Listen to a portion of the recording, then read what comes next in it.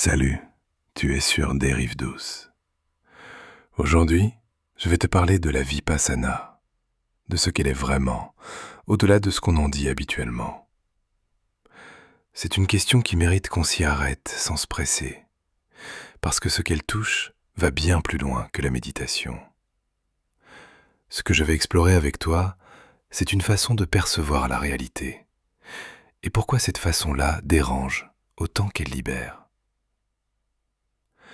Dis-moi en commentaire quelle heure il est chez toi en ce moment, ou comment s'est passée ta journée.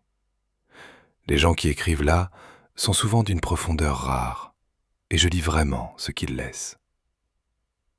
Si le projet des Rives Douces te plaît, tu peux cliquer sur le lien en description pour le soutenir. Il y a une phrase qui revient souvent quand on parle de Vipassana. On dit que c'est l'art de voir les choses telles qu'elles sont. La formule semble simple, elle semble même rassurante, comme si voir les choses clairement était une forme de repos, un retour au bon sens après trop de confusion. Mais dès qu'on commence à la prendre au sérieux, cette phrase devient autre chose. Voir les choses telles qu'elles sont implique d'abord de reconnaître à quel point on ne les voit pas. Et ça, c'est une découverte inconfortable. La Vipassana vient d'une tradition ancienne, le Theravada, l'une des branches les plus anciennes du bouddhisme. Mais ce qui en fait la singularité, ce n'est pas son origine ni son ancienneté. C'est la nature de ce qu'elle propose. À rebours de presque toutes les formes de pensée qui cherchent à transformer la réalité par la compréhension conceptuelle, la Vipassana postule que la compréhension véritable ne peut pas passer par les concepts. Elle doit passer par la perception directe. Pas lire que tout change, pas croire que tout est impermanent, mais percevoir cette impermanence dans son propre corps, sensation par sensation, jusqu'à ce que l'idée devienne expérience et que l'expérience rende l'idée superflue. C'est un glissement radical. La plupart des systèmes de pensée, philosophiques, religieux, thérapeutiques, opèrent dans le registre du sens. On cherche à comprendre pourquoi on souffre, à donner un nom à ce qu'on ressent, à construire une narration cohérente avec soi-même. La Vipassana ne travaille pas dans ce registre. Elle travaille dans le registre de la sensation brute, de l'observation sans commentaire, de la présence à ce qui se passe dans le corps avant que le mental ait eu le temps de le nommer. Ce que ça signifie concrètement commence à apparaître dès qu'on pose la question de l'attention. Qu'est-ce que ça veut dire observer quelque chose sans l'interpréter ? On croit facilement que c'est une forme de passivité, une sorte de regard vide. C'est exactement l'inverse. Observer une sensation sans l'étiqueter, sans la juger, sans chercher à la prolonger ni à s'en débarrasser, c'est l'acte le plus actif et le plus difficile qu'un esprit entraîné à commenter en permanence puisse tenter. Parce que le mental, ce flux ininterrompu de jugement, d'association, de projection, ne s'arrête pas de lui-même. Il continue. Et la pratique consiste à ne pas le suivre. Ce qui se joue là est une question épistémologique. Une question sur comment on connaît les choses. Comment on accède à ce qui est réel. Et la réponse que la Vipassana apporte est déconcertante. On ne connaît pas la réalité directement. On connaît ce que le mental en fait après coup. On perçoit une sensation, et avant même d'en avoir conscience, elle a été catégorisée, chargée d'histoire, colorée par le passé, orientée vers une réaction. Ce qu'on appelle une expérience est presque toujours déjà une interprétation. La Vipassana cherche à remonter en amont de cette interprétation, à atteindre la sensation avant qu'elle soit devenue un récit.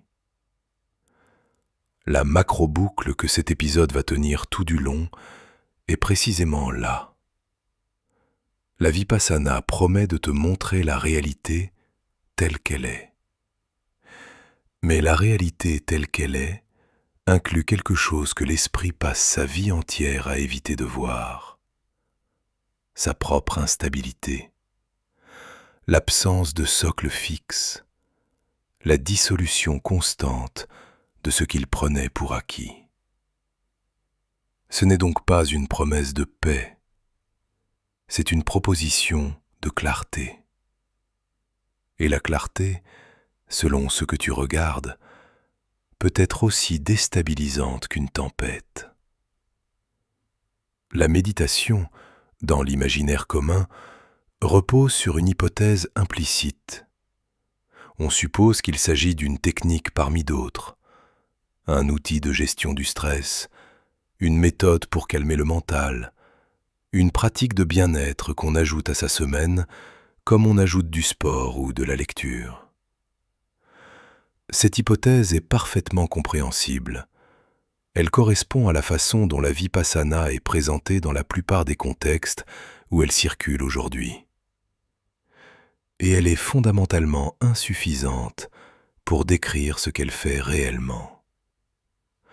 Ce n'est pas un reproche adressé à ceux qui pratiquent avec cette hypothèse en tête.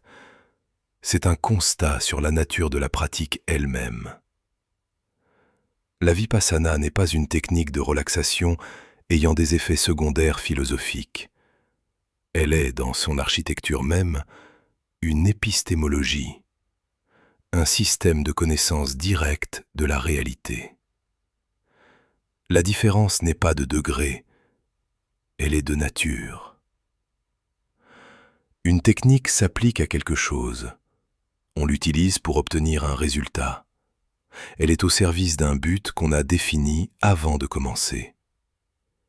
Une épistémologie, elle, repose sur une question antérieure. Comment connaît-on quoi que ce soit? Par quel canot la réalité nous parvient-elle? Et quelle part de ce qu'on croit percevoir est déjà une construction mentale? La vipassana pose exactement ces questions, mais elle ne les pose pas dans l'abstrait. Elle les pose dans le corps, dans la chair, dans la sensation brute qui précède le commentaire. Ce glissement de définition change tout ce qui suit. Quand tu t'assois pour pratiquer la vipassana avec l'idée d'une technique, tu attends un résultat mesurable à court terme. Quand tu t'assois avec l'idée d'une épistémologie, tu entres dans une investigation dont tu ne contrôles pas les conclusions. Et les conclusions, elles, peuvent être radicales. L'objet de cette investigation est la réalité telle qu'elle se manifeste dans l'expérience immédiate. Pas la réalité abstraite des philosophes, pas la réalité reconstruite par la mémoire ou projetée par l'anticipation, mais ce qui se passe dans le corps et l'esprit à cet instant précis, avant que le mental ait eu le temps de le classer. La vipassana pose comme point de départ que cet accès direct est possible, qu'il est même le seul accès fiable à ce qui est réel, et que la quasi-totalité de ce qu'on appelle habituellement comprendre ou savoir opère en aval de cette perception directe, c'est-à-dire sur du matériau déjà transformé, filtré, réinterprété. Ce que ça implique, c'est que la connaissance conceptuelle, si puissante soit-elle, si précise, si articulée, ne peut pas se substituer à l'observation directe. On peut lire pendant 10 ans sur l'impermanence, comprendre le concept dans toute sa profondeur théorique, être capable de l'expliquer avec rigueur, et pourtant continuer à se comporter comme si les choses étaient stables, comme si le soi était fixe, comme si les sensations agréables méritaient d'être prolongées et les désagréables d'être fuies. La connaissance conceptuelle change les mots qu'on utilise. La perception directe change la façon dont l'expérience se produit. C'est là que la complication s'installe. Parce qu'accepter cela revient à accepter une proposition assez dérangeante sur la pensée elle-même. On est habitué à traiter la pensée comme l'outil principal de la connaissance. Réfléchir, analyser, synthétiser, c'est ainsi qu'on comprend les choses, qu'on résout les problèmes, qu'on se construit une image du monde. La vipassana ne nie pas la valeur de la pensée, mais elle indique un domaine précis où la pensée échoue structurellement. Observer ce qui est en train de se passer sans en être immédiatement l'auteur. Le mental ne sait pas regarder sans toucher. Il ne sait pas percevoir sans aussitôt catégoriser, évaluer, comparer. Et cette incapacité n'est pas un défaut corrigible par plus de réflexion. C'est une propriété constitutive du mental en fonctionnement ordinaire. La vipassana propose donc une forme de connaissance qui ne s'appuie pas sur le mental comme opérateur principal. Elle s'appuie sur l'attention, mais une attention d'un type particulier, non conceptuelle, non réactive, simplement présente à ce qui se manifeste. Cette qualité d'attention n'est pas naturelle. Elle ne s'installe pas par bonne volonté. Elle se développe par une pratique répétée, patiente, souvent frustrante. Et le point de friction le plus constant est précisément le mental lui-même, qui revient sans cesse proposer ses commentaires, ses jugements, ses associations. Ce principe de transition entre hypothèse ordinaire et réalité de la pratique constitue l'entrée dans tout ce qui va suivre. La vipassana telle qu'elle est réellement pratiquée, dans son intégralité, ne donne pas au mental ce qu'il espère. Elle ne le calme pas au sens où on l'entend généralement, au sens où on attendrait qu'il devienne silencieux, détendu, apaisé. Ce qu'elle fait, c'est révéler à quel point il était déjà actif, déjà en train de construire, déjà en train de réagir, avant même qu'on s'en aperçoive. Et cette révélation est le premier acte d'un processus dont la nature n'a rien de linéaire. Prends n'importe quelle sensation que tu as en ce moment. Le contact de tes pieds sur le sol, une légère tension dans les épaules, la chaleur ou le froid de l'air sur ta peau. Elle est là. Elle existe. Et dans quelques secondes, elle a changé. Peut-être imperceptiblement, peut-être radicalement. Mais elle n'est plus exactement ce qu'elle était. C'est ça, l'impermanence. Pas un concept philosophique à accepter intellectuellement, un fait que le corps enregistre en permanence et que le mental passe sa vie entière à ignorer. La vipassana fait de cette observation banale son point d'entrée dans quelque chose de beaucoup plus vaste. L'impermanence, anicca dans la terminologie pali, n'est pas une thèse qu'on adopte après l'avoir évaluée. C'est un objet direct d'observation. On ne se convainc pas que les choses changent. On le perçoit, sensation par sensation, jusqu'à ce que la perception elle-même devienne impossible à déloger. Et c'est précisément là que quelque chose se déplace dans l'architecture de la croyance. Il y a une différence de nature entre savoir que l'eau bout à 100 degrés et mettre sa main dans l'eau bouillante. La connaissance reste abstraite tant qu'elle n'a pas été inscrite dans l'expérience directe. La vipassana opère exactement dans cet écart. Tu peux avoir lu que toute sensation est transitoire, que tout état mental se dissout, que ce qu'on appelle la stabilité est une illusion statistique produite par la succession rapide de micro-événements. Cette lecture ne change rien à la façon dont tu réagis quand une douleur s'installe, quand une émotion désagréable persiste, quand une joie commence à s'estomper.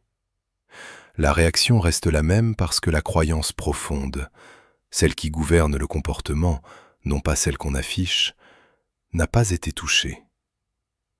Ce que la pratique de l'observation des sensations produit, quand elle est soutenue avec suffisamment de régularité et d'honnêteté, c'est une forme de certitude expérientielle. La dissolution d'une sensation douloureuse observée sans intervention n'est plus une promesse théorique. Elle devient un fait vérifié. Et cette vérification répétée commence à éroder quelque chose que le mental tenait pour structurel. La conviction que les états sont stables, que ce qui fait mal va continuer à faire mal, que ce qui est agréable doit être maintenu pour qu'on reste bien. Une sensation observée jusqu'à sa propre fin remet en question cette conviction d'une façon que 10 ans de lecture ne peuvent pas produire. Mais c'est là que le principe se complique. Parce que l'impermanence, observée dans le corps, ne reste pas cantonnée aux sensations physiques. Elle commence à contaminer la perception de tout le reste. Les pensées aussi se dissolvent quand on les regarde sans s'y accrocher. Les émotions aussi ont une courbe. Elles montent, atteignent un pic, se défont. Et progressivement, cette observation constante de la dissolution de tout ce qui semblait fixe commence à toucher quelque chose de plus profond. La sensation d'un soi stable qui observe tout ça depuis un point fixe. Parce que ce point fixe, lui aussi, quand on le cherche avec précision, se révèle composé de sensations en mouvement. Un pratiquant qui revient d'une retraite intensive décrit souvent quelque chose comme une perte de solidité du monde. Non pas angoissante nécessairement, mais déstabilisante. Les contours des choses, des personnes, de soi-même, qui semblaient évidents avant, apparaissent maintenant comme des constructions provisoires. Ce n'est pas une crise philosophique abstraite.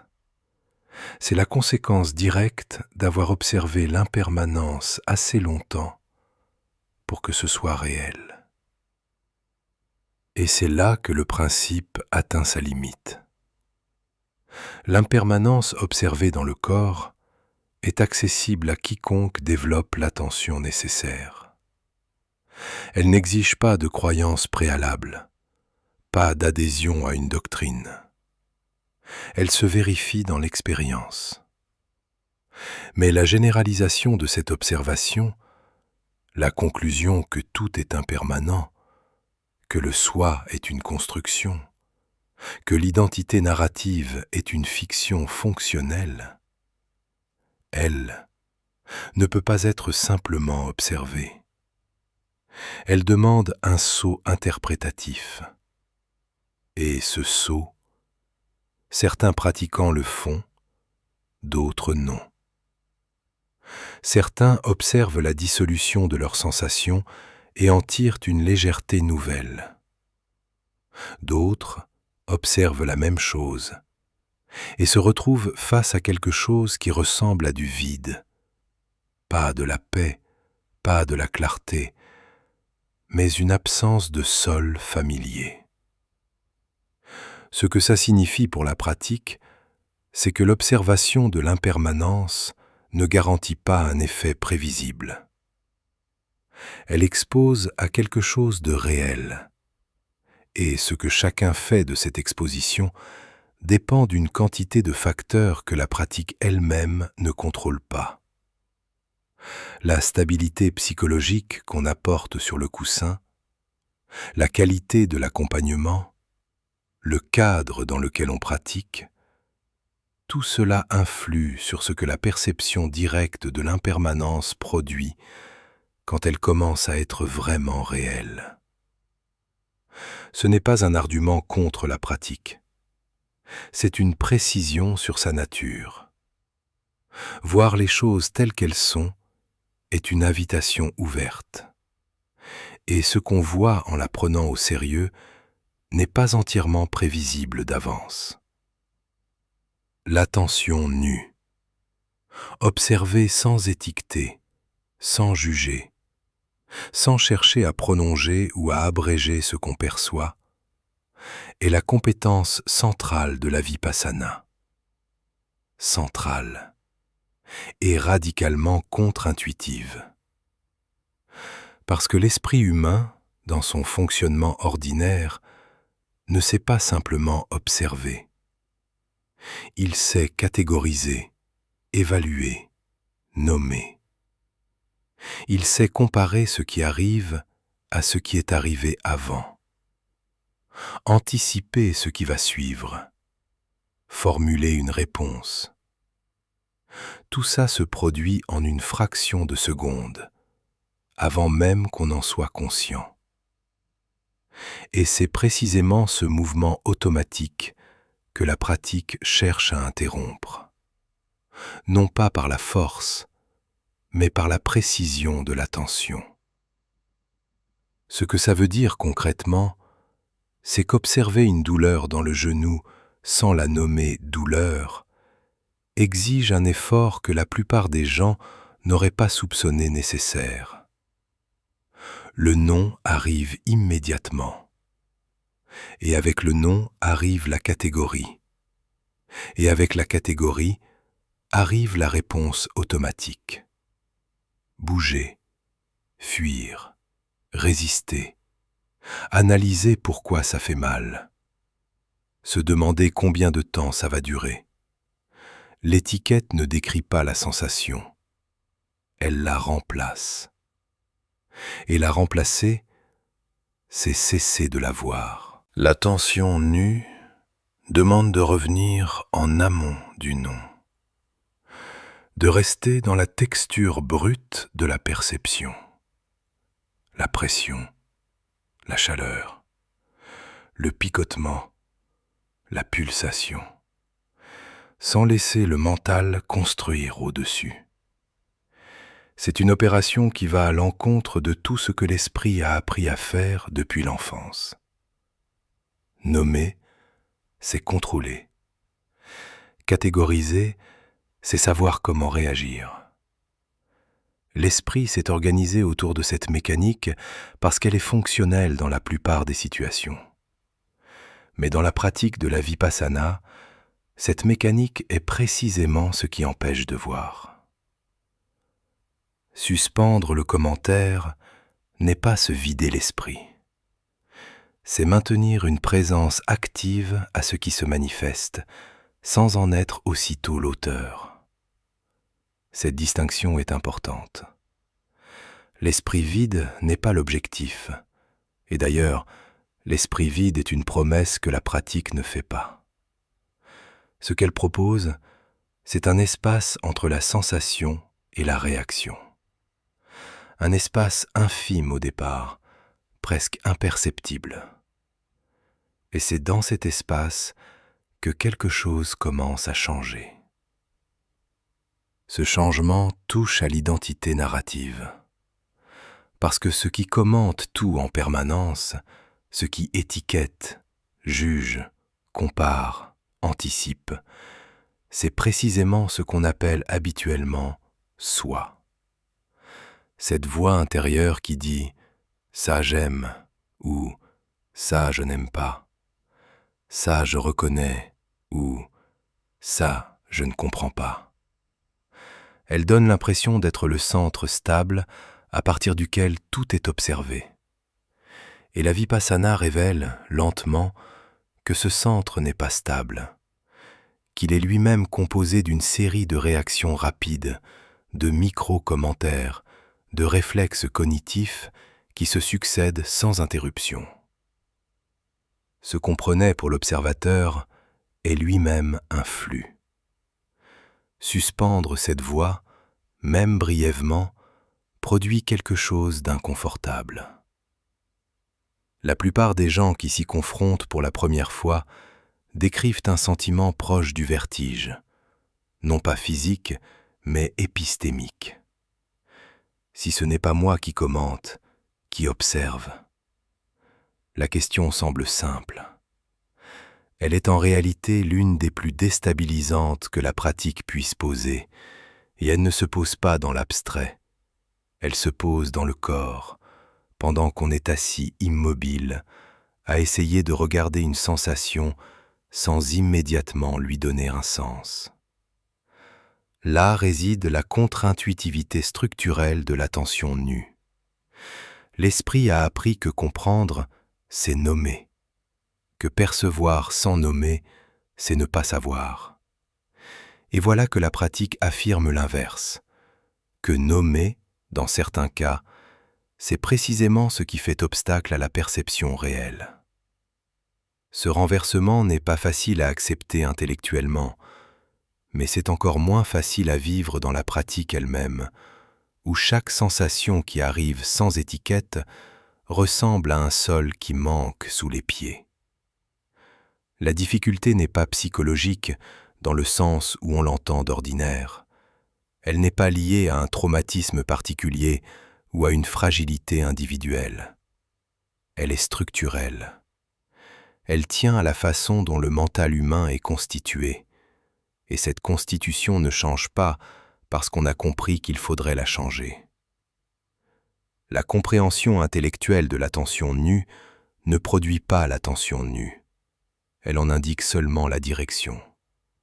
Le reste s'acquiert par la pratique répétée, par le retour inlassable à la sensation brute chaque fois que le commentaire est revenu, ce qu'il fait toujours, sans exception. Ce que ça implique pour la pratique elle-même, c'est que la mesure du progrès n'est pas l'absence de commentaire. Le commentaire revient, c'est sa nature. La mesure, c'est la rapidité avec laquelle on s'en aperçoit et la facilité avec laquelle on revient à l'observation directe. Cet espace entre le départ et le retour, qui au début peut durer des dizaines de minutes sans qu'on s'en rende compte, se réduit progressivement. Et c'est dans cette réduction que la pratique dépose quelque chose de réel. Non pas une paix, non pas un calme affiché, mais une connaissance directe de la façon dont le mental produit du bruit, et une capacité minime mais réelle à ne pas y être entièrement absorbé. Mais cette capacité, même développée, ne supprime pas l'attention. Elle la rend visible. Et c'est précisément là que la frontière de la pratique s'ouvre sur quelque chose qu'elle ne résout pas entièrement. Voir le commentaire pour ce qu'il est, voir l'étiquette se poser, voir la réaction s'enclencher, ne garantit pas de ne pas réagir. La connaissance de l'automatisme et la sortie de l'automatisme sont deux choses distinctes, et la vipassana ne promet pas de les faire coïncider. Elle déplace quelque chose. Jusqu'où et avec quelles conséquences dans la vie ordinaire? C'est une question qui reste ouverte bien au-delà de la séance. Ce que la vipassana appelle sankhara, mot pali qu'on traduit souvent par formation mentale ou conditionnement réactif, désigne quelque chose de très précis, une impulsion qui s'enclenche dans le corps avant d'atteindre la conscience claire. pas une décision, pas même une pensée. Un mouvement sensoriel automatique qui précède tout le reste, et à partir duquel le comportement se déroule comme si de rien n'était, comme si la cause avait été ailleurs. Pourquoi ça change tout ? Parce que si presque toute réaction automatique, l'irritation qui monte, l'anxiété qui s'installe, l'envie soudaine de fuir une conversation, l'attachement qui se resserre, est d'abord une réponse à une sensation corporelle et non à un événement extérieur, alors le lieu où quelque chose peut changer n'est pas là où on le cherche habituellement. On cherche à changer les pensées. On cherche à comprendre pourquoi on réagit. On analyse l'événement déclencheur. On en cherche la signification. On construit un récit explicatif censé produire une distance par rapport à la réaction. Et pendant ce temps, la sensation qui a tout déclenché est déjà passée, déjà absorbée dans le mouvement automatique, déjà transformée en comportement. La Vipassana propose de descendre en amont de ce mouvement. Non pas pour le bloquer, il n'est pas question de supprimer la réactivité par la volonté, mais pour rendre la sensation visible à elle-même avant qu'elle devienne action. Et c'est là que la précision du terme sankhara devient utile. Un sankhara, dans la tradition vipassana telle que la transmet S.N. Goenka, n'est pas une émotion. C'est le substrat sensoriel à partir duquel une émotion se forme. La colère commence par une sensation. L'anxiété commence par une sensation. L'avidité commence par une sensation. Ce n'est pas une métaphore, c'est une description fonctionnelle de ce que la pratique soutenue permet d'observer directement.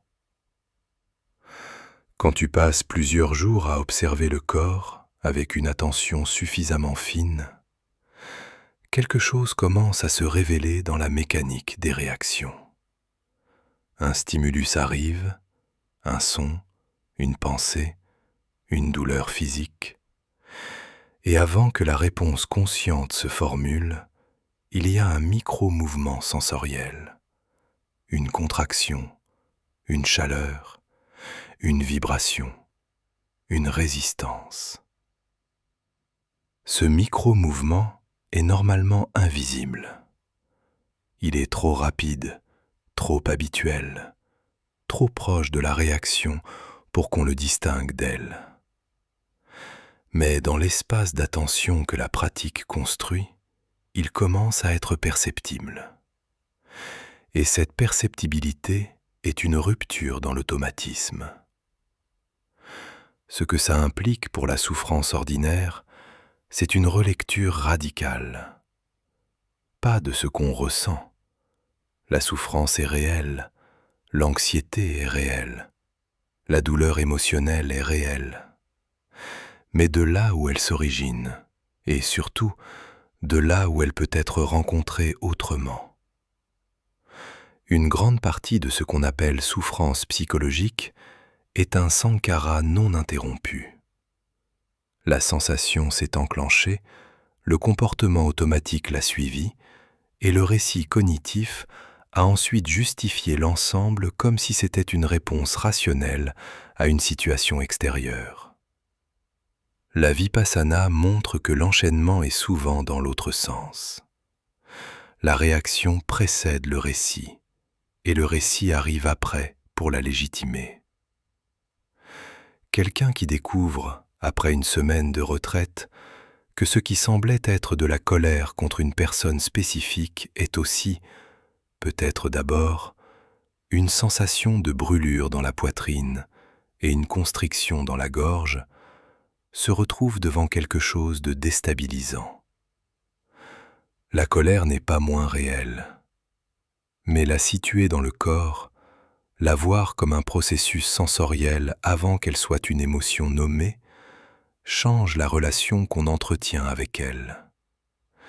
Elle devient quelque chose qu'on traverse plutôt que quelque chose qu'on est. Le coût humain de cette relecture est réel, parce qu'elle retire une protection. Tant qu'on peut attribuer la source de la souffrance à quelque chose de précis, une personne, une situation, une injustice, on garde une position claire. Le problème est dehors. La solution est dehors. Et même si on sait que c'est une simplification fonctionnelle qui organise l'énergie et fournit une direction. Quand la pratique commence à montrer que la réaction se joue d'abord dans le corps, cette organisation se complique. La source du mouvement n'est plus entièrement assignable à l'extérieur. Et ça, pour beaucoup de pratiquants, est plus difficile à recevoir que la douleur physique pendant la séance. Il y a aussi quelque chose de vertigineux dans la portée de cette idée. Si les sankharas sont les unités de base du comportement automatique, et si la vipassana peut les rendre progressivement visibles et donc moins automatiques, alors ce qu'on appelle caractère, personnalité, manière d'être dans le monde, tout ça entre dans le champ de ce qui peut changer. La pratique n'est plus seulement une technique de gestion du stress. Elle devient une intervention au niveau des structures profondes du comportement. Et cette ambition-là est à la fois ce qui la rend sérieuse et ce qui la rend dérangeante. La résolution partielle qu'offre la vipassana sur ce point est précise. Elle ne promet pas d'éliminer les sankharas, ni de rendre la réaction impossible. Elle promet quelque chose de plus modeste et de plus concret.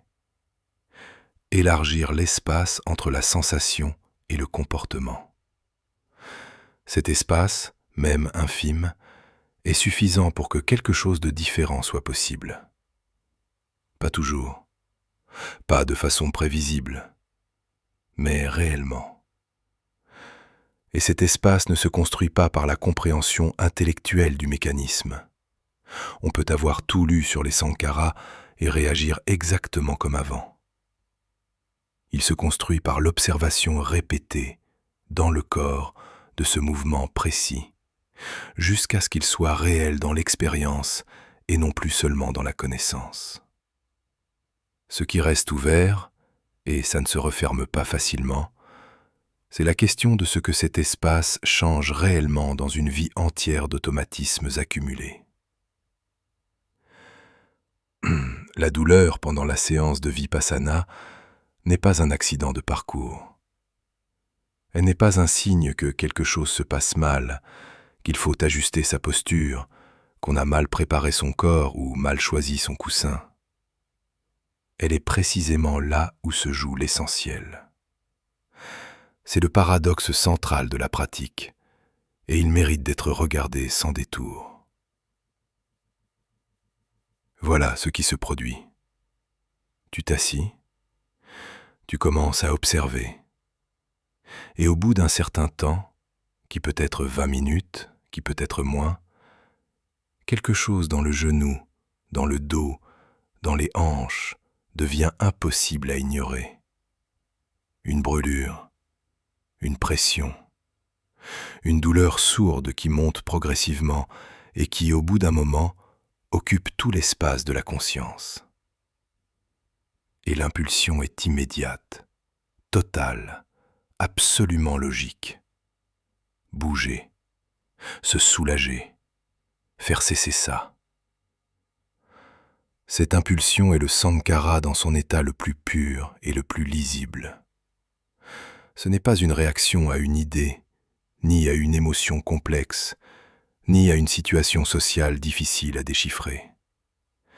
C'est une réaction à une sensation brute, directe, non équivoque.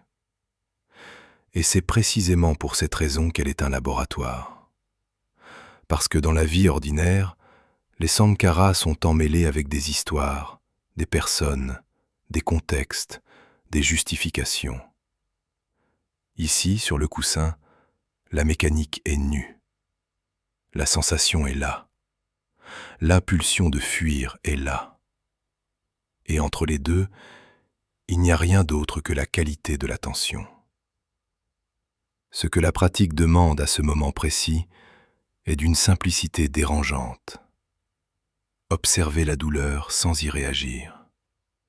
Pas la nier, pas la minimiser, pas se convaincre qu'elle est supportable ou qu'elle va passer.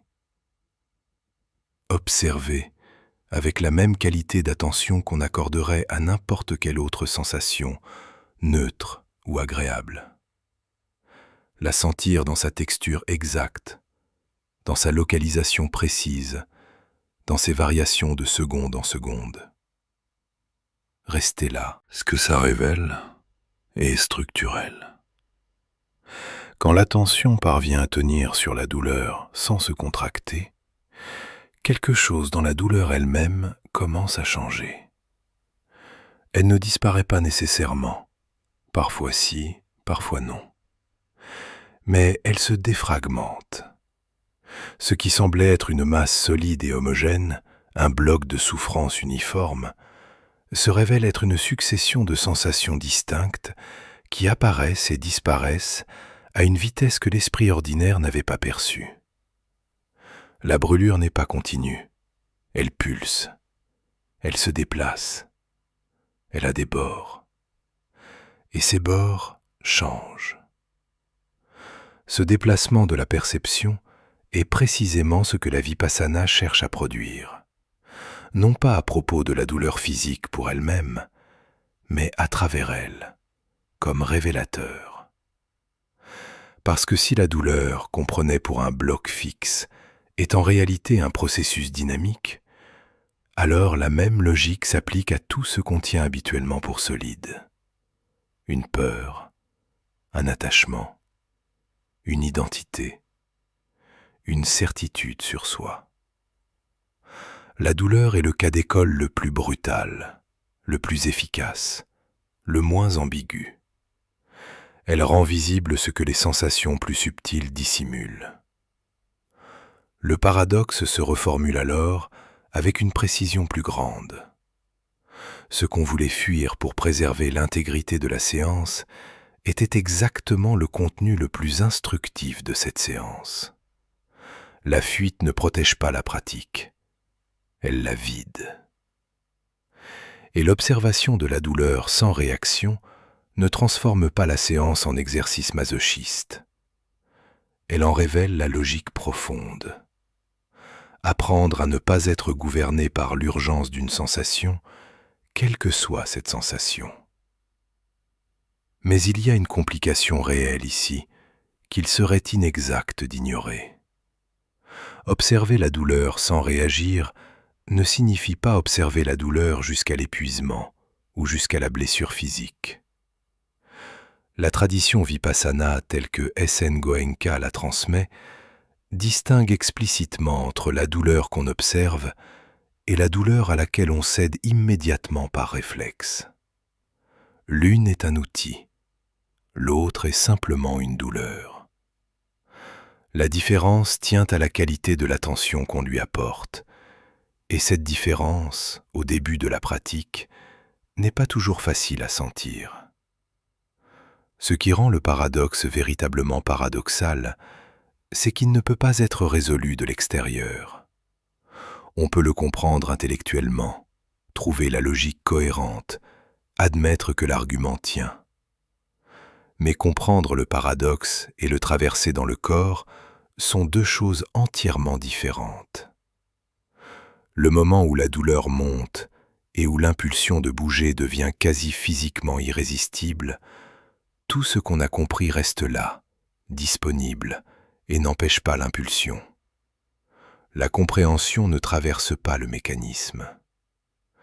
C'est la raison pour laquelle la vipassana ne peut pas être pratiquée par procuration, ni apprise dans un livre, ni substituée par une exposition conceptuelle, aussi précise soit-elle. Et c'est là que réside la conséquence la plus directe de ce paradoxe pour toi, maintenant, dans ce moment d'écoute. La douleur comme laboratoire n'est pas une métaphore pédagogique, c'est la structure même de la pratique. Ce qu'elle défait, en te maintenant dans l'observation de ce que tu veux le plus quitter, c'est le schéma de base à partir duquel presque tous les autres automatismes fonctionnent. Le mécanisme de fuite devant une douleur physique et le mécanisme de fuite devant une émotion difficile, devant une vérité inconfortable, devant une conversation qu'on reporte depuis des mois. C'est le même mécanisme. Même impulsion, même rapidité, même sensation d'urgence évidente. La pratique ne promet pas que traverser la douleur sur le coussin rendra ensuite facile de tenir dans les situations difficiles de la vie ordinaire. Elle ne garantit pas le transfert.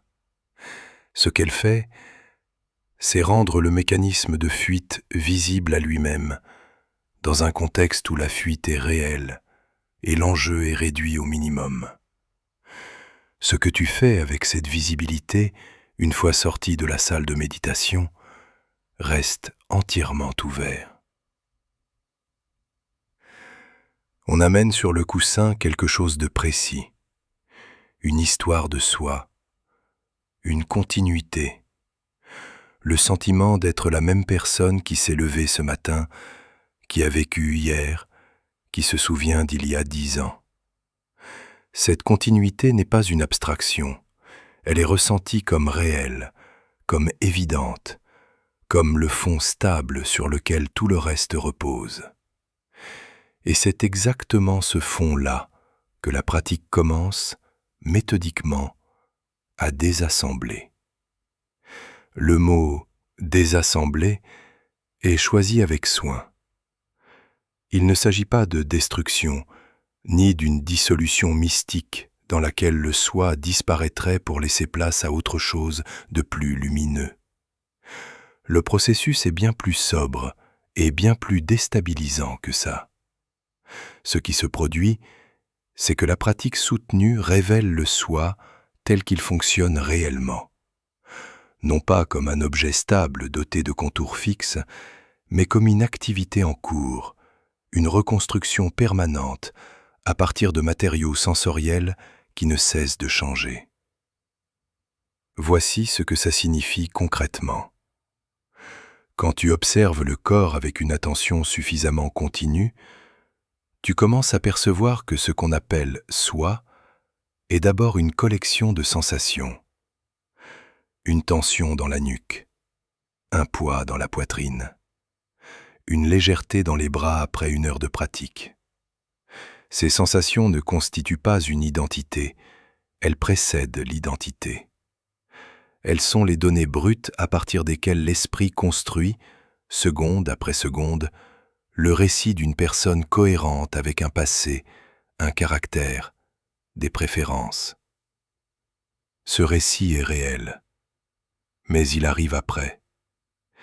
Et la pratique, en rendant perceptibles les sensations qui précèdent le récit, introduit un écart entre les deux. Cet écart est le point de rupture. Pas une révélation spirituelle, pas un état modifié de conscience, juste un écart, un instant où il devient possible de percevoir que la construction de soi est une construction et non un fait brut. Quelqu'un qui fait cette observation pour la première fois pendant une retraite ne l'accueille généralement pas avec soulagement.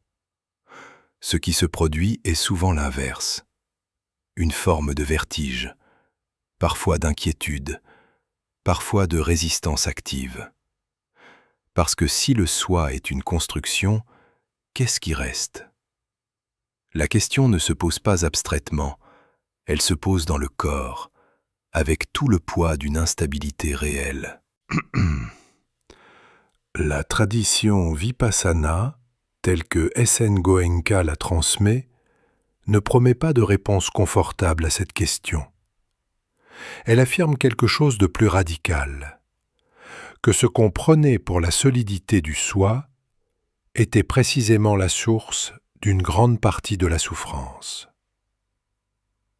L'attachement à une image de soi, la défense de cette image contre ce qui la menace, l'anxiété face à tout ce qui pourrait la modifier, tout cela repose sur la croyance que ce soi est un objet réel qui peut être préservé ou perdu.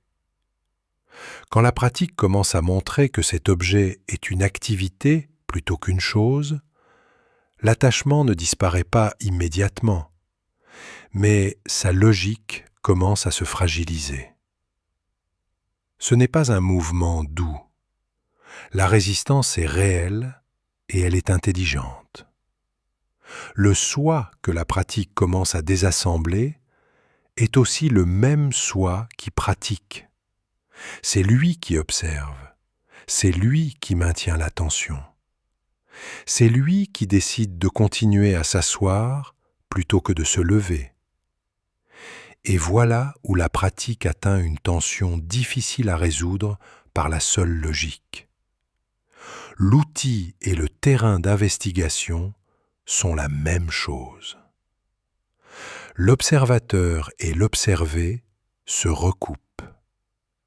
L'attention qu'on déploie pour voir le soi tel qu'il est vient du même soi qu'on essaie de voir. Prends un exemple simple, sans artifice. Quelqu'un entre en retraite avec une image précise de lui-même. Patient, attentif, discipliné.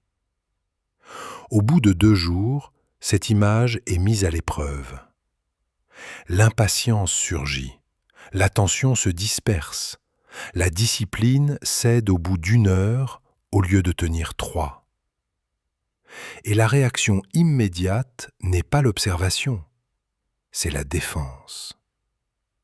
L'esprit cherche une explication. La chaleur, la fatigue, une mauvaise nuit. Il reconfigure l'événement pour que l'image survive. Ce mouvement de défense est lui-même un sankhara. La pratique ne le supprime pas, elle le rend visible. Et voir sa propre résistance à se voir est déjà quelque chose de différent de simplement résister. Ce que la vipassana ne prétend pas, c'est que cette visibilité produise immédiatement une transformation. L'idée qu'il suffit de voir un mécanisme pour s'en libérer est une simplification que la tradition vipassana, dans ses formulations précises, ne cautionne pas. Ce qu'elle affirme est plus nuancé.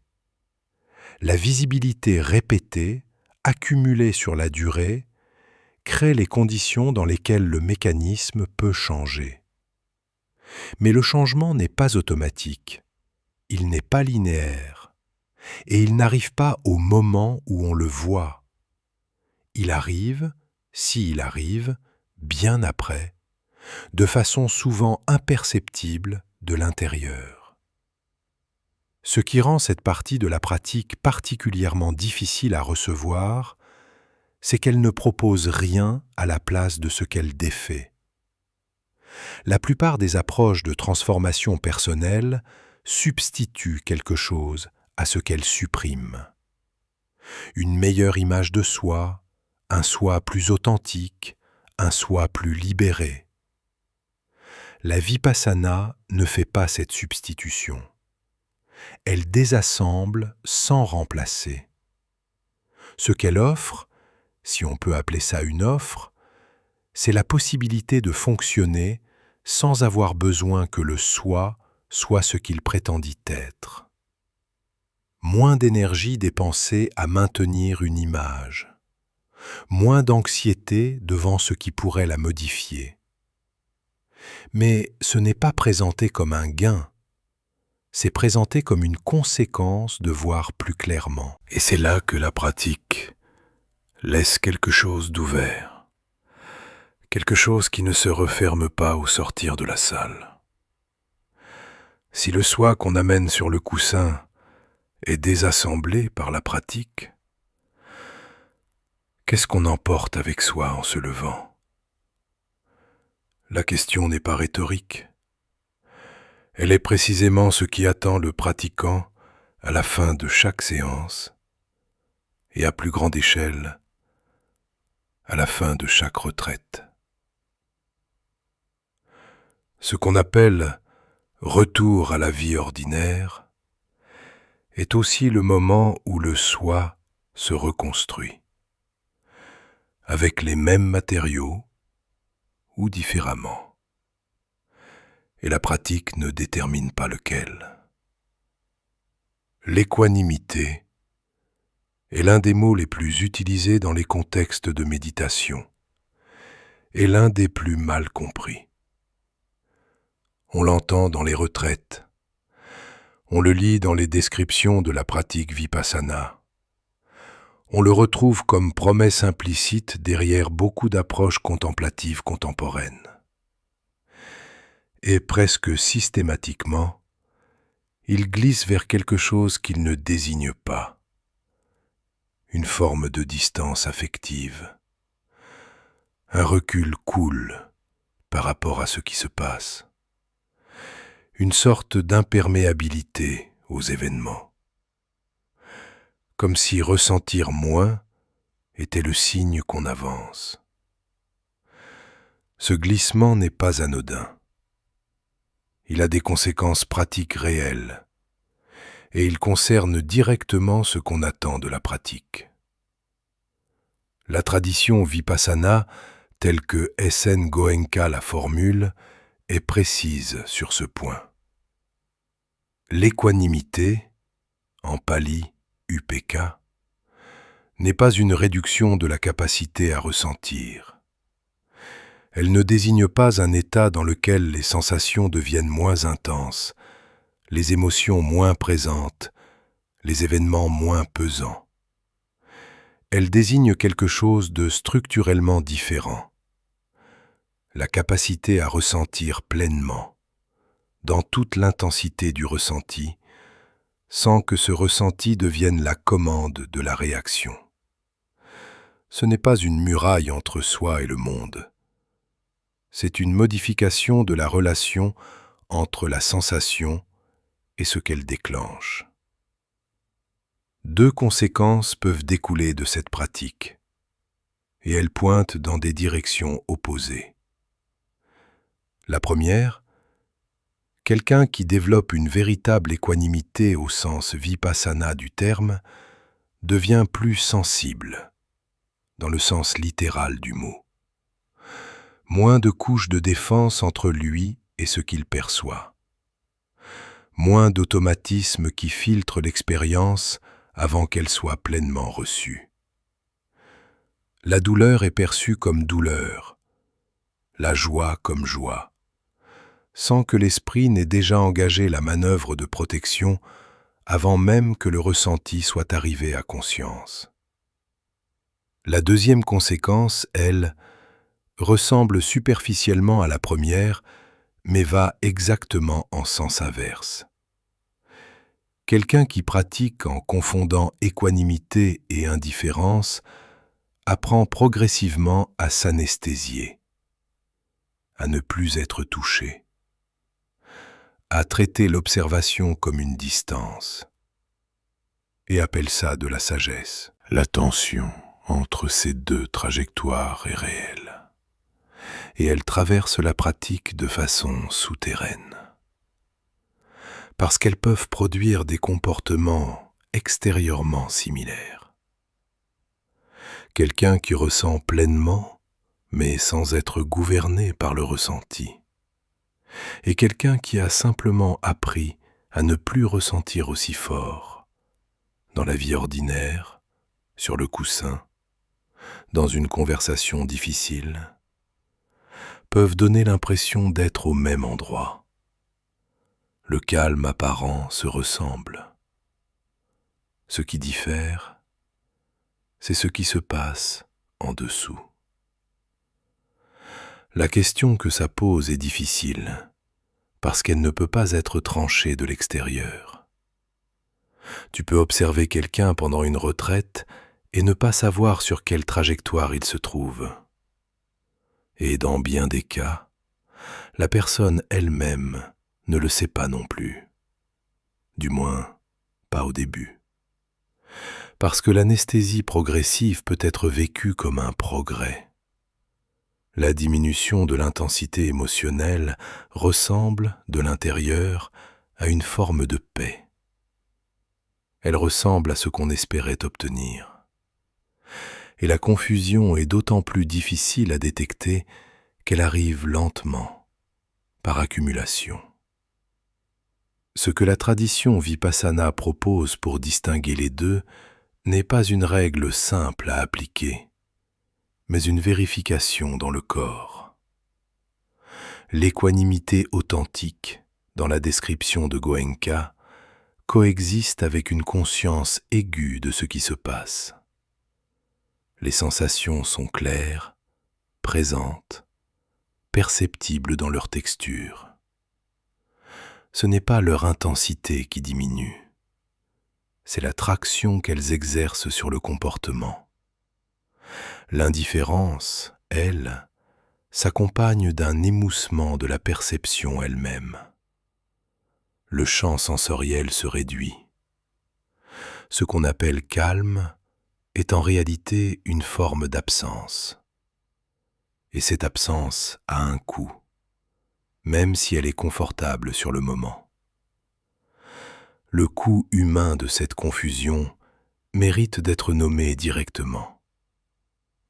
Quelqu'un qui confond les deux pendant des années de pratique ne développe pas ce que la tradition vise. Il développe une compétence dissociative enveloppée dans un langage méditatif. Il apprend à se retirer de ce qui est difficile tout en ayant l'impression de l'observer. Les relations autour de lui peuvent en souffrir. Il est là, calme, disponible en apparence, mais quelque chose dans la qualité du contact a disparu.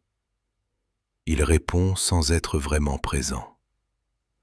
Et il a de bonnes raisons théoriques d'appeler ça de la progression. Ce qui rend la distinction si difficile à maintenir, c'est que les deux états partagent une partie du même vocabulaire. L'équanimité et l'indifférence se décrivent tous les deux par l'absence de réaction visible, par la stabilité, par un certain rapport dégagé aux événements. La différence se joue dans ce qu'il y a en dessous de cette stabilité, et ce niveau-là n'est pas directement accessible à l'observation externe.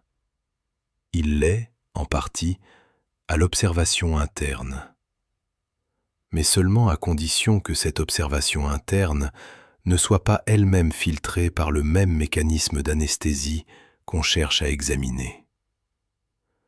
La résolution partielle que la pratique propose est de ce fait inconfortable. Elle demande de rester dans l'incertitude sur sa propre trajectoire, de ne pas conclure trop vite qu'on est au bon endroit et de laisser la question ouverte suffisamment longtemps pour que les effets réels deviennent perceptibles dans la vie concrète.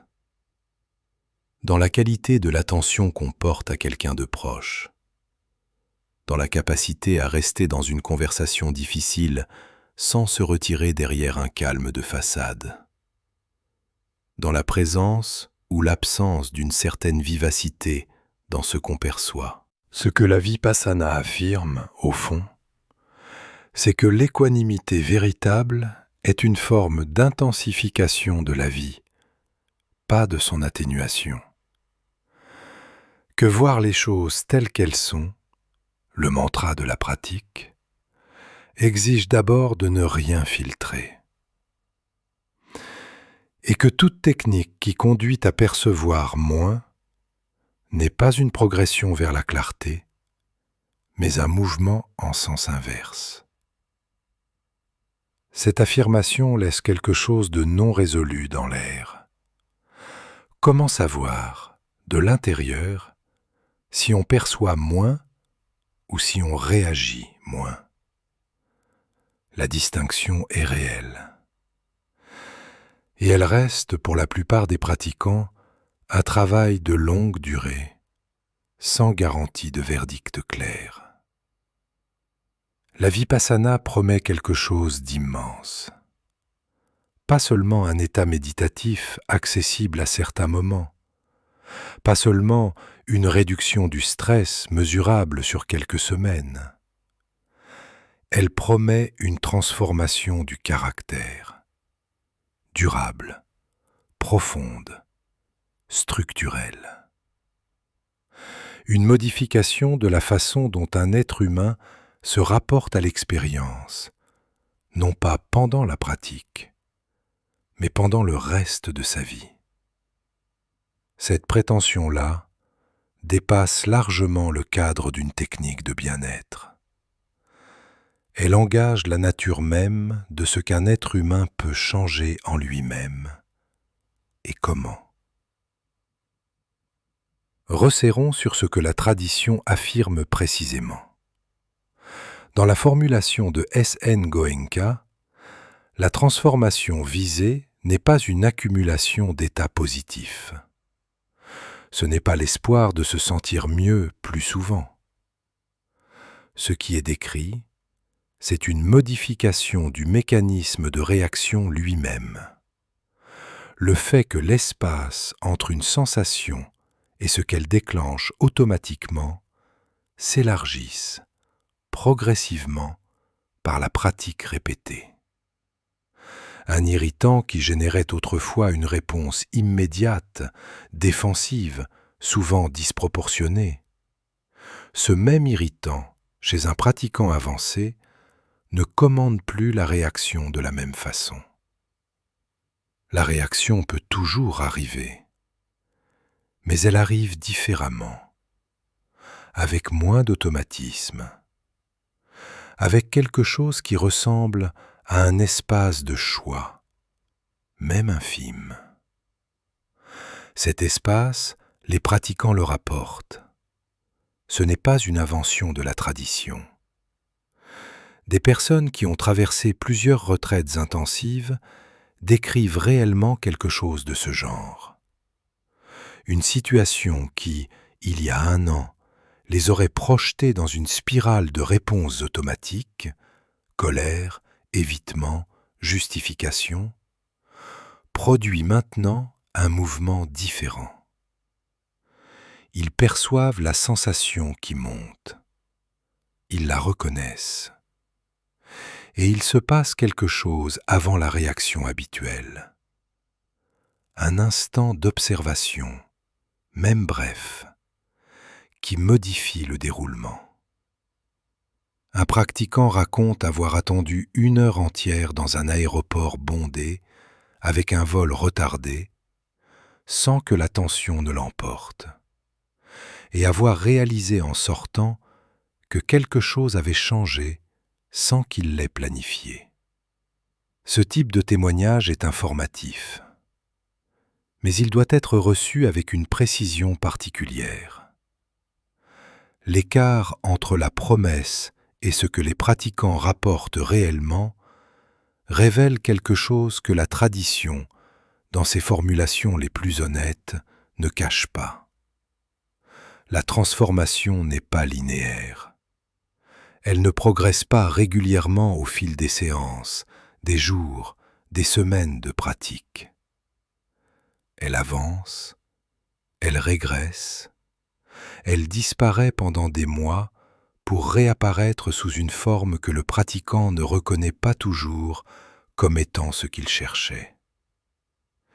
Et surtout, elle ne ressemble pas à ce qu'on anticipait avant de commencer. Cette dernière partie est peut-être la plus difficile à recevoir.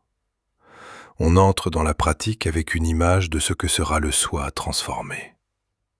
Plus calme, plus lucide, moins gouverné par ses peurs et ses attachements. Cette image fonctionne comme une destination. Et la pratique, dans ce qu'elle montre réellement, ne mène pas à cette destination-là. Elle mène ailleurs, vers quelque chose de moins confortable que l'image, de moins clairement délimité, de moins congruent avec ce que l'ego avait anticipé comme récompense. La transformation réelle, quand elle se produit, déroute souvent parce qu'elle modifie des choses que le pratiquant n'avait pas demandé à modifier, et laisse intact, au moins un temps, exactement ce qu'il espérait voir disparaître. Ce que cela signifie systémiquement mérite d'être regardé en face. Si la transformation ne suit pas la trajectoire anticipée, cela ne signifie pas que la pratique ne fonctionne pas. Cela signifie que le modèle de transformation qu'on apporte avec soi est lui-même un produit du mécanisme que la pratique cherche à modifier. L'attente d'un progrès lisible, d'une amélioration quantifiable, d'un soi plus performant dans le rapport à lui-même, cette attente est déjà structurée par les mêmes automatismes que la pratique met en lumière. Et c'est précisément pourquoi la transformation réelle déçoit d'abord, avant de faire sens autrement. Ce décrochage entre attente et réalité n'est pas un accident pédagogique. Il est la pratique elle-même, continuée dans le temps. La vipassana ne corrige pas l'ego à partir de ses propres critères. Elle modifie les critères. Et cette modification-là est invisible depuis l'intérieur du système qu'elle change, du moins jusqu'à ce qu'un événement extérieur, une conversation, une réaction face à une difficulté concrète, révèle que quelque chose a bougé. Non pas parce qu'on a travaillé à boucler une transformation, mais parce que le mécanisme sous-jacent s'est modifié, imperceptiblement, sur la durée. La question que tout ça laisse ouverte est précise. Si la transformation ne ressemble pas à ce qu'on espérait, et si elle ne se produit pas selon la trajectoire qu'on avait imaginée, comment sait-on qu'elle se produit ?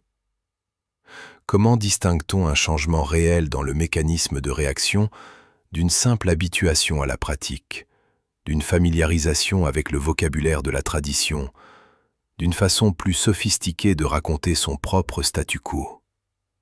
Cette question, la tradition ne la résout pas par une garantie. Elle la laisse comme la question que le pratiquant doit porter lui-même, dans le temps, en continuant à observer, non pas la réponse, mais la qualité de ce qui survient quand rien ne va comme prévu. La vipassana qui circule aujourd'hui dans les centres de méditation occidentaux et la vipassana telle qu'elle s'inscrit dans la tradition Theravada dont elle est issue sont deux choses liées, mais pas identiques. Cette distance entre elles n'est pas seulement une question d'habillage culturel ou de format pédagogique. Elle touche à quelque chose de plus profond. La question de ce qu'une pratique devient quand on en retire le cadre qui lui donnait son sens. Dans la tradition Theravada, la vipassana n'est pas une discipline parmi d'autres. Elle s'inscrit dans une architecture sotériologique, un mot qui désigne la visée de libération, de sortie du cycle de la souffrance répétée, ce que la tradition nomme nibbana. Cette architecture comprend des éléments qui ne figurent pas dans la plupart des programmes contemporains. Une éthique précise, le sila, qui conditionne la qualité de la pratique, une compréhension de la nature de l'existence, articulée autour des trois caractéristiques: l'impermanence, l'insatisfaction structurelle, l'absence de soi fixe, et une orientation explicite vers une transformation qui va bien au-delà du mieux-être psychologique. La retraite de 10 jours, telle que S.N. Goenka la propose, en conserve une partie de cette architecture. Mais les centres de méditation séculiers, les applications, les programmes de pleine conscience inspirés de la vipassana, eux, en extraient le cœur technique, l'observation des sensations corporelles, et le replantent dans un sol différent. Ce sol différent a sa propre logique, et elle n'est pas sans valeur. L'intention thérapeutique ou de développement personnel n'est pas moins sérieuse parce qu'elle est laïque. Quelqu'un qui pratique l'observation des sensations pour réduire la réactivité chronique dans ses relations proches, pour traverser un épisode d'anxiété avec plus de clarté, pour interrompre un automatisme comportemental qui lui coûte, cette personne s'engage dans quelque chose de réel. La mécanique de la pratique est la même. L'observation reste l'observation. La sensation observée sans réaction produit les mêmes effets immédiats, quelle que soit l'intention qui entoure la séance. Le point d'intersection est là, et il est solide. Ce qui unit la version sotériologique et la version séculière, c'est précisément la mécanique centrale. Observer ce qui survient dans le corps, sans ajouter de couche narrative, sans fuir ce qui est désagréable, sans prolonger ce qui est agréable. Cette instruction est la même dans les deux contextes. Un moine Theravada qui pratique depuis 20 ans et un professionnel qui suit une retraite de pleine conscience basée sur la vipassana s'appuient sur le même acte fondamental. Mais ce qui reste non résolu est précisément ce qu'on fait de cet acte. Dans la tradition, chaque moment d'observation s'inscrit dans une intention plus vaste. Contribuer à l'érosion progressive des conditionnements profonds, des sankharas accumulés sur une durée que la tradition mesure en termes de vie, pas d'années. L'observation n'est pas une fin en soi. Elle est un instrument dans un mouvement vers une forme de libération qui dépasse la biographie personnelle. Dans les contextes séculiers, l'acte d'observer reste central, mais il est orienté différemment, vers la fonctionnalité, la régulation, l'amélioration du rapport à soi dans le cadre d'une vie ordinaire. Ces deux orientations ne se contredisent pas frontalement, mais elles ne traversent pas non plus la même profondeur. Ce que ça change à la nature de la pratique est subtil, mais réel. L'intention qu'on apporte sur le coussin modifie la façon dont on interprète ce qui s'y passe. Quelqu'un qui pratique dans un cadre sotériologique interprétera une session difficile, douleur persistante, résistance intense, dissolution soudaine d'une croyance sur soi-même, comme un signe de progression dans la direction visée, aussi inconfortable soit-elle. Quelqu'un qui pratique dans un cadre thérapeutique risque d'interpréter la même session comme un problème à résoudre, un signe que quelque chose ne va pas dans la pratique, ou une raison de chercher un ajustement de la méthode. Les deux lisent la même expérience, mais ils ne la lisent pas avec les mêmes yeux. La question que cela pose pour tout pratiquant contemporain n'est pas rhétorique. Tu peux avoir commencé la pratique dans un contexte séculier, une appli, un programme de gestion du stress, une retraite de 5 jours dans un centre sans affiliation religieuse, et te retrouver, au fil du temps, face à des effets que le cadre thérapeutique n'avait pas prévus. Une remise en question de ce qui semblait stable, un rapport différent à des certitudes qui fonctionnaient bien, une forme d'inconfort devant des aspects de ta propre vie que tu ne regardais pas directement avant. Ce type de déplacement, la tradition Theravada l'intègre dans sa carte. Elle sait où ça mène. Elle a des mots pour ce que ça traverse. Elle dispose d'un accompagnement pensé pour cette traversée. Le cadre séculier, lui, n'a pas toujours les outils pour accueillir cette dimension. Ce qu'on coupe en extrayant la pratique de son contexte n'est donc pas seulement une dimension rituelle ou culturelle. On coupe une carte d'orientation, un système d'interprétation qui donne sens aux expériences les plus déstabilisantes de la pratique. Et on coupe aussi une communauté, le Sangha dans la terminologie bouddhiste, c'est-à-dire l'ensemble des pratiquants qui partagent non seulement une méthode, mais une compréhension de ce vers quoi elle conduit. Cette communauté n'est pas un accessoire. Elle est la structure dans laquelle la pratique prend son sens le plus difficile à porter seule. Ce qu'on gagne, en revanche, est aussi réel. Un accès largement démocratisé à une mécanique d'observation qui, dans son contexte d'origine, restait largement réservée à des environnements monastiques ou à des pratiquants engagés dans un cadre de vie très spécifique. Une flexibilité d'usage qui permet à des millions de personnes de toucher quelque chose de la pratique sans devoir en adopter l'ensemble du système de croyance. Et une possibilité, pour certains, d'entrer par la porte thérapeutique et de découvrir progressivement qu'ils se trouvent devant quelque chose de plus vaste que ce qu'ils cherchaient au départ. La tension entre ces deux versions de la vipassana ne se résout pas. Elle ne se résout pas parce que la question qu'elle pose est irréductible. Peut-on pratiquer la même technique avec des intentions aussi différentes sans que la technique elle-même en soit modifiée? Pas dans sa forme, mais dans ce qu'elle fait. La réponse honnête est qu'on ne sait pas entièrement.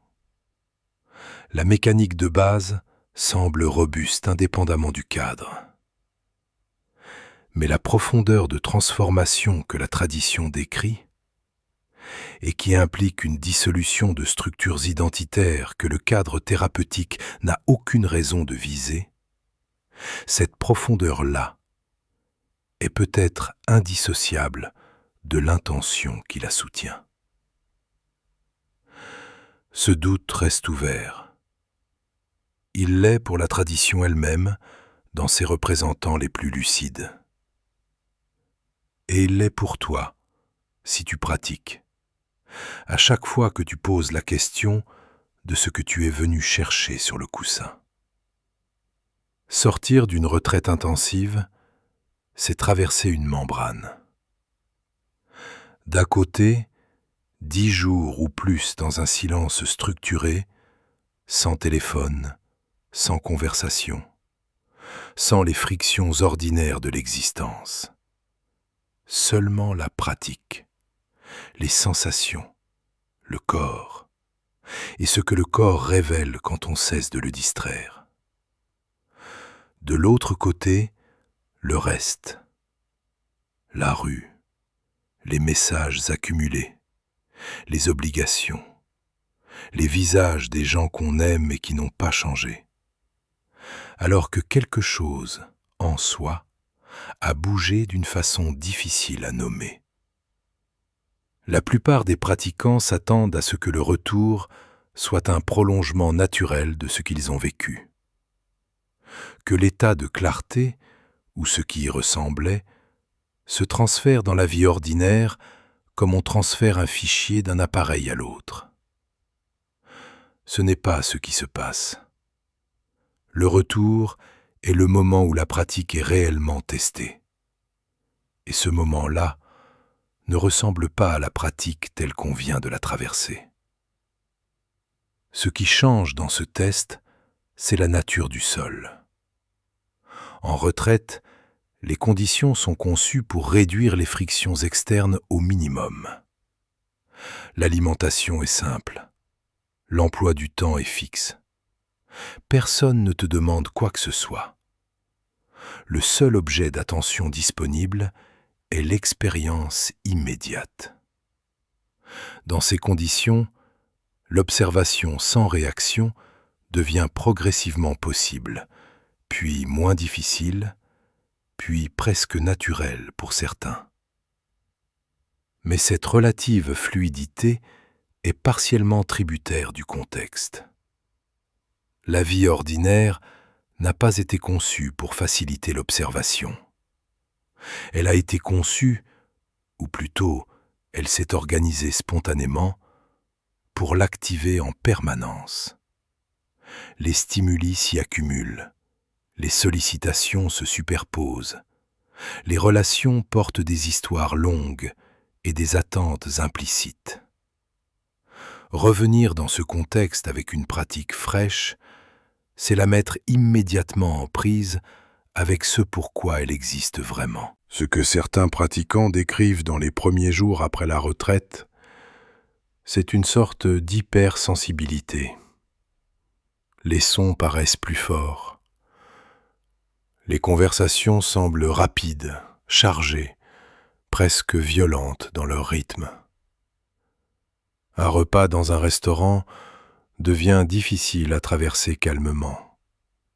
Pas parce que la pratique a échoué, mais parce qu'elle a provisoirement modifié le seuil de perception et que le monde ordinaire n'a pas attendu. Cette sensibilité-là n'est pas une récompense, c'est une information sur la distance entre les deux états et sur le travail que représente le passage de l'un à l'autre. Puis vient le conflit. Pas le conflit dramatique, le conflit ordinaire. Une conversation tendue avec quelqu'un de proche, une décision à prendre sous pression, une situation qui reproduit exactement l'une des configurations que la pratique était censée modifier. Et là, quelque chose de réel se joue. Parce que l'observation dans ces conditions n'est plus soutenue par le silence d'une salle de méditation. Elle doit se produire en temps réel, au milieu du bruit, de la fatigue, des émotions qui montent. L'espace entre la sensation et la réaction, cet espace dont la pratique vise l'élargissement, est maintenant tenu sous pression, dans des conditions qui n'ont rien de favorable. Certains le tiennent, d'autres ne le tiennent pas. La plupart alternent. Et cette alternance est précisément ce que la tradition décrit comme le mouvement normal de la pratique continuée dans le temps. Ni une progression régulière, ni une régression définitive, mais une oscillation qui, sur la durée, tend à modifier le sol lui-même.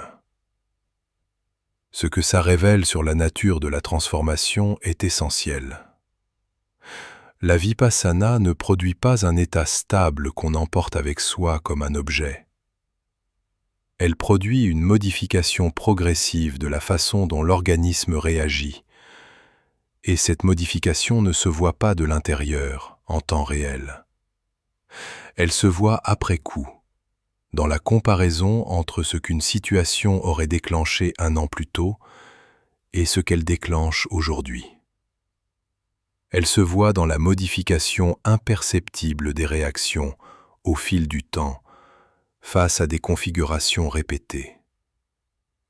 Pas dans une déclaration intérieure de transformation, dans la texture concrète de ce qui se passe quand ça ne va pas. L'autre dimension du retour est celle dont on parle moins, parce qu'elle est plus difficile à cerner. C'est la mise en crise du langage. En retraite, ce qui se passe sur le coussin échappe à peu près entièrement au registre verbal. Les sensations observées ne s'inscrivent pas dans des phrases. La dissolution progressive d'une résistance, la modification soudaine de la qualité de l'attention, l'instant où quelque chose qui semblait solide dans l'image de soi perd sa consistance. Rien de ça n'a de traduction directe dans les mots ordinaires. La tradition dispose d'un vocabulaire, mais ce vocabulaire est descriptif à partir de l'intérieur de la pratique, pas depuis l'extérieur. Le sankhara, le nibbana, le banga, ces termes pointent vers des expériences que celui qui les a traversées reconnaît et que celui qui ne les a pas traversées ne peut que circonscrire conceptuellement. Revenir dans la vie ordinaire, c'est revenir dans un monde où le langage structure tout, où on te demande de raconter ce que tu as vécu, où les gens proches veulent comprendre, où toi-même tu essaies de mettre en ordre ce qui s'est produit, d'en extraire quelque chose de transmissible, quelque chose que tu pourrais formuler pour mieux le tenir. Et tu découvres que la formulation déforme. Chaque phrase que tu construis pour décrire l'expérience la traduit dans un cadre conceptuel qui ne lui correspond pas tout à fait. Tu dis « j'ai senti que » et déjà, tu as posé un sujet stable qui observait depuis un point fixe, alors que précisément, ce que la pratique a montré, c'est que ce sujet-là est lui-même une construction en mouvement, sans centre stable. Ce n'est pas un problème de vocabulaire insuffisant. C'est une limite structurelle. La vipassana montre quelque chose que le langage ordinaire est construit pour contourner. L'absence de continuité stable dans ce qu'on appelle « soi ». La nature instantanée de chaque sensation, le fait que la réalité telle qu'elle se donne dans l'observation directe ne ressemble pas à la réalité telle que le langage la découpe. Mettre ça en mots produit nécessairement une version appauvrie ou déplacée. Pas parce que les mots manquent, mais parce que les mots présupposent exactement ce que la pratique démonte. Cette mise en crise du langage n'est pas un défaut de la pratique, elle est sa marque. Ce que la vipassana a montré ne peut pas se transmettre dans une conversation comme on transmettrait une information. La transformation réelle, si elle a eu lieu, ne se raconte pas. Elle se manifeste autrement, dans la façon dont tu traverses un moment difficile sans que le commentaire intérieur prenne toute la place, dans la façon dont tu restes en contact avec ce qui se passe dans le corps quand la situation pousse à fuir, dans la modification à peine perceptible du rapport entre ce qui survient et ce que tu en fais. Ce silence-là n'est pas une modestie, c'est une précision. Tout ce qui a été traversé dans cet épisode tient en une seule question, posée différemment à chaque étape. Qu'est-ce que ça change de voir vraiment ? La réponse n'est pas rassurante. Elle ne l'a jamais été. Ce qu'on a suivi ici, de la redéfinition de la vipassana comme épistémologie jusqu'à la mise en crise du langage au retour de retraite, c'est un seul mouvement continu. Le démontage progressif de tout ce que l'esprit ordinaire construit pour ne pas voir directement. L'impermanence n'est pas une idée qu'on adopte pour se consoler. C'est un fait que le corps perçoit, sensation par sensation, jusqu'à ce que la croyance en la stabilité devienne impossible à maintenir sans effort.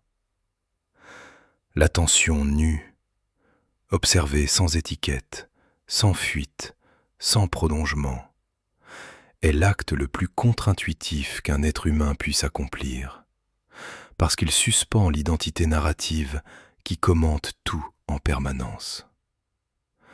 Le sankhara, cette réaction automatique à une sensation corporelle que la tradition décrit comme le cœur du conditionnement, trace une ligne directe entre la sensation et le comportement. Une ligne que personne ne voit tant qu'il n'a pas commencé à observer. La douleur en séance est le laboratoire lui-même. Et le soi qu'on amène sur le coussin est précisément ce que la pratique commence à désassembler. L'équanimité ne ressemble pas à l'indifférence de loin seulement. La frontière entre les deux est réelle, et certains la franchissent sans le remarquer. La transformation que la tradition promet est immense dans sa prétention, et modeste dans ses manifestations visibles. Elle se révèle dans l'espace élargi entre ce qui survient et ce qu'on en fait, pas dans une déclaration intérieure de changement. La tension entre la vipassana comme chemin de libération et la vipassana comme outil thérapeutique ne se résout pas proprement. Elle pose une question que chaque pratiquant contemporain porte sans toujours l'articuler.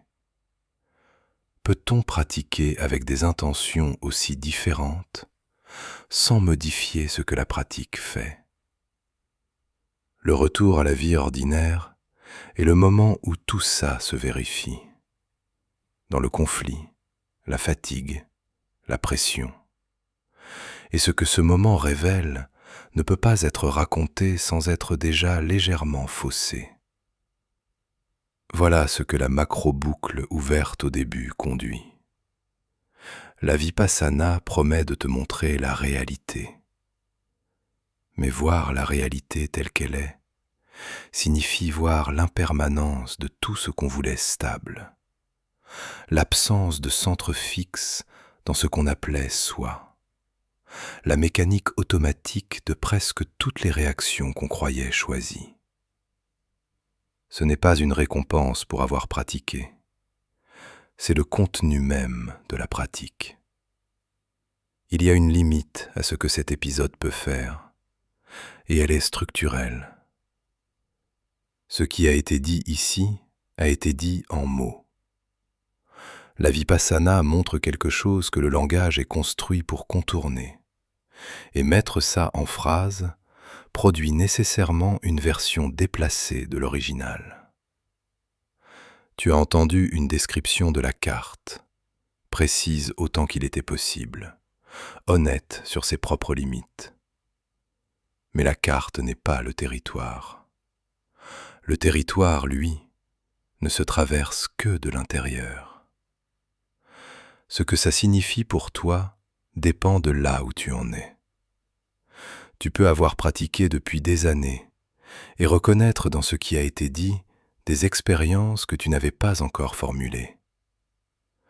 Tu peux n'avoir jamais médité et sentir que quelque chose ici touche à une question que tu portes différemment, sur la souffrance, sur la réactivité, sur la façon dont tu habites ce qui t'arrive.